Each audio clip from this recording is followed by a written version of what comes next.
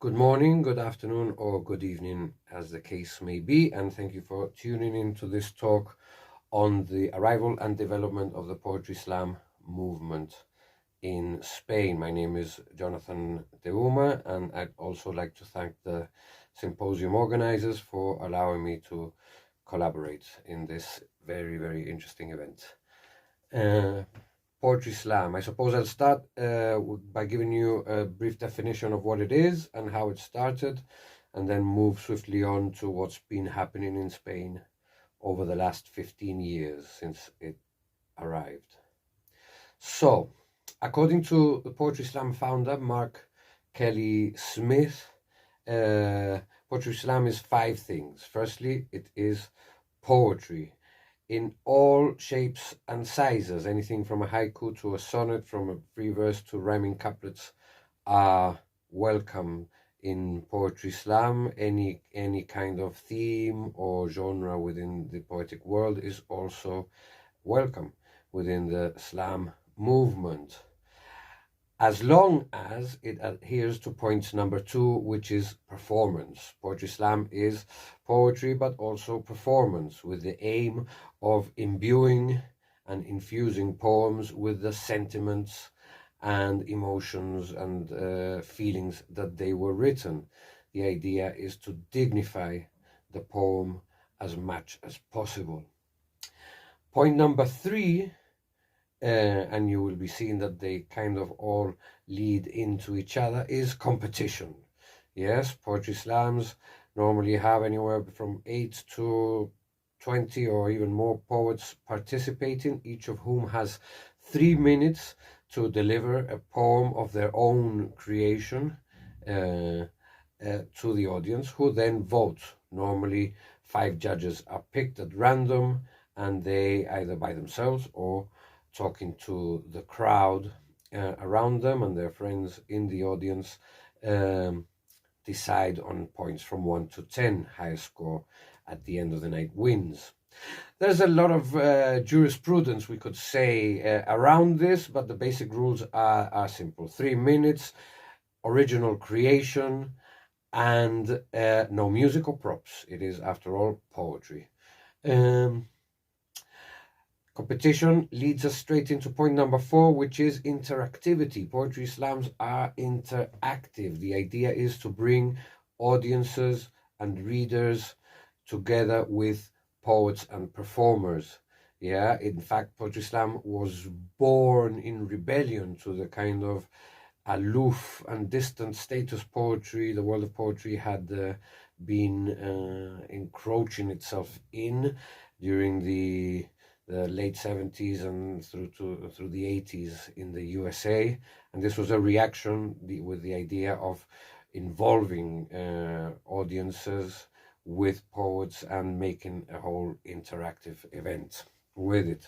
And of course, finally, this leads into point 6, which is community.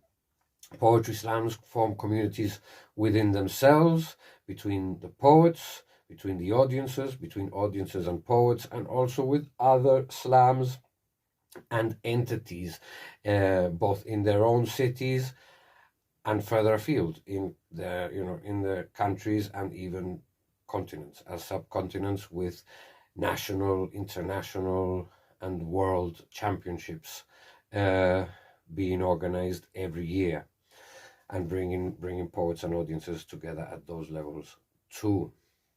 I would add a 6th point, which is that poetry slams are a learning lab, and it's a culmination of all the former 5, where audiences very often learn to start with that they like poetry, which they might have not earlier, and then start to get into poetry more deeply, as well as poets learn from audiences' reactions and from each other as they compete and strive to gain bragging rights, as Kelly Smith refers to them, by winning slams.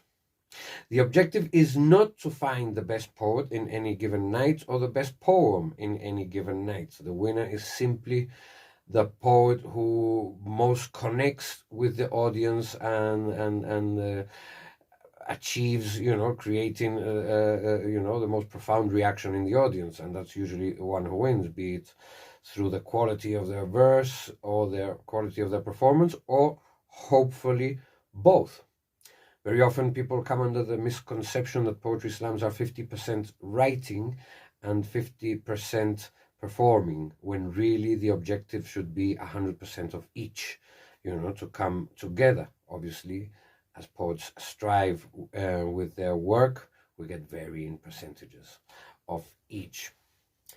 So that's the Poetry Slam. Started in the mid-80s in the United States, in Chicago specifically, and quickly spread to New York and other US cities, Canada, Germany, Poland, the UK, and so on and so forth. And is now, I think, justifiably could be called the biggest poetic movement in the world. It differs from other movements in that it's not tied, or it's not identified through a particular style of writing, but more in this idea of celebration of poetry as a whole and performance of poetry in particular. So, after all of this, Poetry Slam lands in Spain roughly around the year 2008, 2009, with some sporadic slams being organized in 2008 in Mallorca by local poets themselves. Shortly after, in Barcelona, Hypnotic Factory, a cultural arts business, starts organizing poetry slams, regular slams in Barcelona. And at the same time, in 2009, the Goethe Institute from Germany, which has a habit of finding cities where they operate and which don't have slams and starting them up, only to later leave them running, leave the poets to run them. So by 2009 we had 3 regular slams, and very soon after they started gaining knowledge of each other, and in fact a few of them made contact the very next year in 2010 in Jaén. Now this was a pivotal moment, as they came in contact at the Grand Slam, which was the culmination of a year-long poetry slam workshop program that had been undertaken at the Vandelvira Secondary School with students from 1st to 4th year of ESO. And for this event, several slammers from Madrid, Granada, Jaén, Malaga, and even the United States, reigning champion at the time, Joaquín Zihuatanejo, and his colleague Natasha Carriosa came over to deliver the final slams of that year-long workshop program, followed by Grand Slam in the city. This proved to be a galvanizing point, as it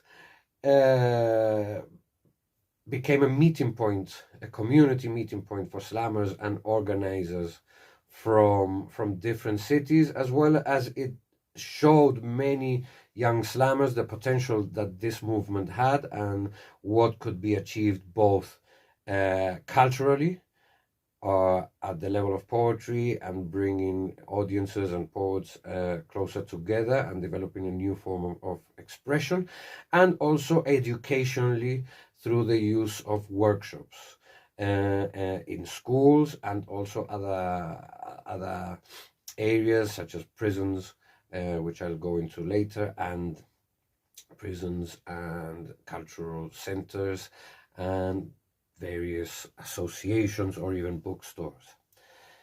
Very quickly from there, after Madrid, Barcelona, and Mallorca had started, as I say, Jaén came into the fold, as did Granada and Ciudad Real within a couple of years.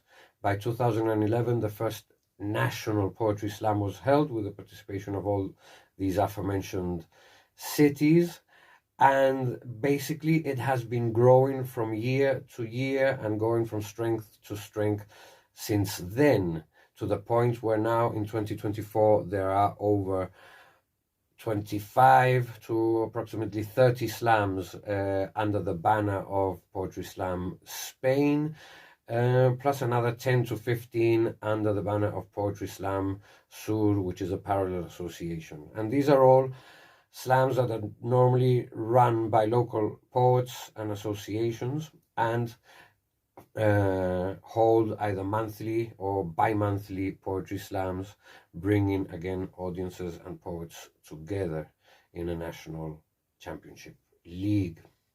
The overarching association, in fact, has really two main remits. The first being to coordinate the organization of each national poetry slam, and the second being coordinating contacts with international slam associations for when national champions are sent to compete. They also ensure that the ethos of community, interactivity, competition, performance, and poetry are all maintained in all slams, and that the basic rules are followed by all participating slams. As I say, aside from poetry slam sessions, which are, like I say, very active and entertaining, competitive recitals, a lot of the associations have done other work in their communities. As I mentioned, Proyecto Slam down in Jaén has now been working with high schools for over a decade, running 3 to 4 workshops, publishing magazines, and bringing in slammers from all over Spain to participate with the students with a high degree of success. Poetry Slam Madrid has also done some workshops in a secondary high school in Getafe, as well as collaborating with Solidarios to take the Poetry Slam into penitentiary centers around the community of Madrid over the years. Poetry Slam Barcelona, Llobregat, Hospitalet, and Sant Boi in Catalonia have all made great strides in terms of poetry workshops with secondary schools, as well as have other slams, including Poetry Slam Cantabria, which has also worked with penitentiary centers all up north in particular. So here we are, 15 years later, and one could summarize the Poetry Slam movement in Spain as a big success in terms of its own objectives. It has fomented poetry in over 30 cities, but not only poetry, also community and interactivity around the idea of poetry. Poetry Slam Barcelona, for instance, brings in crowds of up to 500 each month. In Madrid, a paying crowd come in of 150 to 200 each month as well. And many other cities in Spain have similar success. And even if there may be lower numbers here and there, it's still a continued progression. It has been also over the years a platform for various social movements, voices from the 15M, from the LGBTQ rights movements, from the feminist movements, from immigrants, collectives, have also found their voice, be it through their own individual participation in poetry slams and using the platform of the stage to deliver their message, or even through direct collaborations. One example being Ciudad Real, where the Poetry Slam there, in collaboration with the association A Paz Labrando, has done numerous and instigated numerous initiatives with marginalized groups, such as immigrant groups, women groups, sufferers of domestic violence, gypsy groups, and even when it was their turn to organize the National Poetry Slam finals, reserved the